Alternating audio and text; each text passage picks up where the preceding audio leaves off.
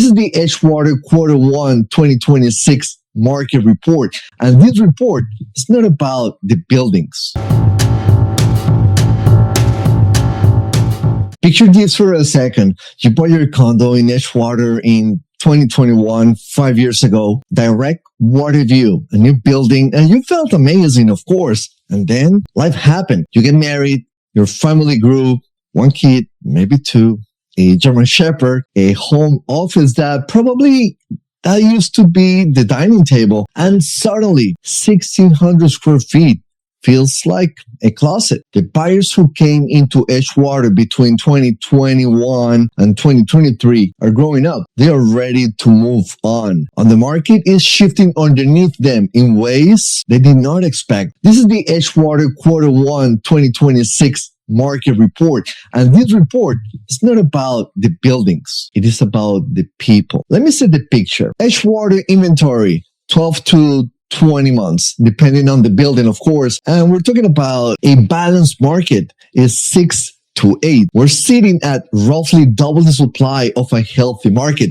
Most of the market is trading between $1,000 and $1,200 per square foot. And 2 years ago, that same product was hitting $1,500. And here's the number that tells you the real story. 40 to 50% of units on the market are carrying a price reduction. And that is not a soft market. That is a market in active correction. But why? Well, let's talk about area reserve, because the South Tower was delivered. Around 70 units hit the resale market almost immediately. The North Tower, it's on the way. Missoni also added inventory. And the buildings holding their value are the boutique ones, Paraíso, Biscayne Beach, some area units, direct water views. The pattern, it's simple. Boutique buildings, end user owners, low rental concentration, that is stable. Big buildings, heavy investor ownership, high rental turnover, the softening is extremely fast. But the macro,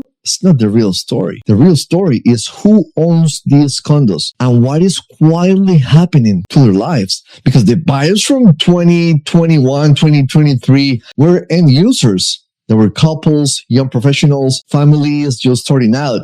And they bought a 2-bedroom, maybe a 3, and they thought they had enough room. Now they have 1 kid or 2, a stroller, a crib, a home office. It's not enough space. And these buyers are definitely growing up and they are ready to move on. But moving on in 2026 is not what moving on looked like in 2021, 5 years ago. Their condo went up 10, maybe 20%.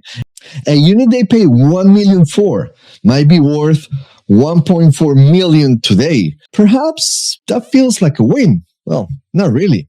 Because in those same years, the next step up in Miami, things move differently.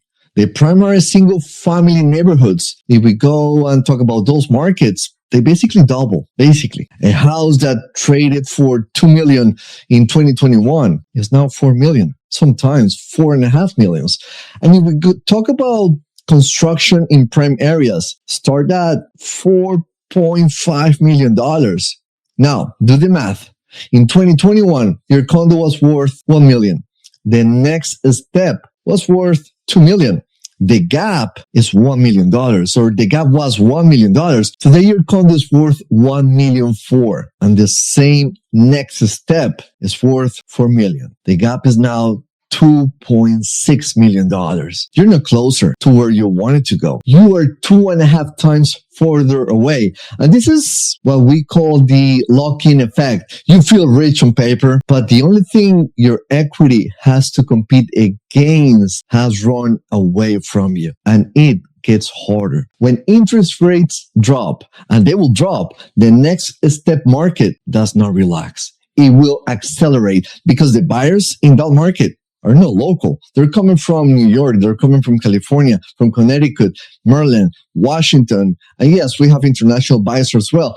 And most of them are paying cash. And when rates drop, more of that capital moves faster. And the gap, it gets wider, not narrower.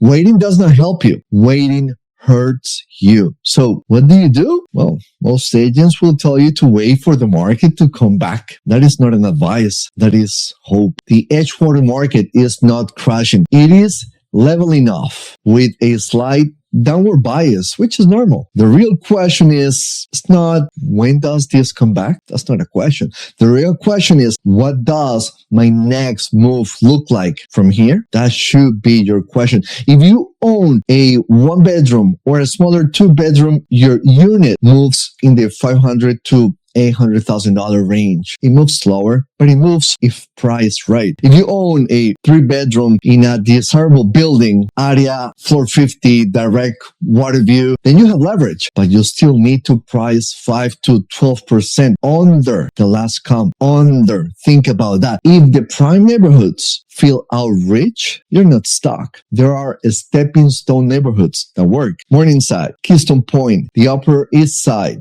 the roads, Shenandoah, lower entry point, real appreciation runway, a bridge between your condo and your final destination. And before you list, you get your unit show ready. Get it painted. Update what is dated. Stage the space. Make it presentable. A unit that looks generic gets treated like a commodity. A unit that feels like a home gets paid for exactly that, a home. And here's the takeaway. The Edgewater buyer in 2021 is not the Edgewater of 2026. That's for sure. They have grown up. They are ready to move on. And the market is asking them a hard question. Are you going to make the move this quarter, or are you going to wait to watch the next chapter get farther away? If you bought between 2021 and 2023, the time to act is not next year. It is this quarter.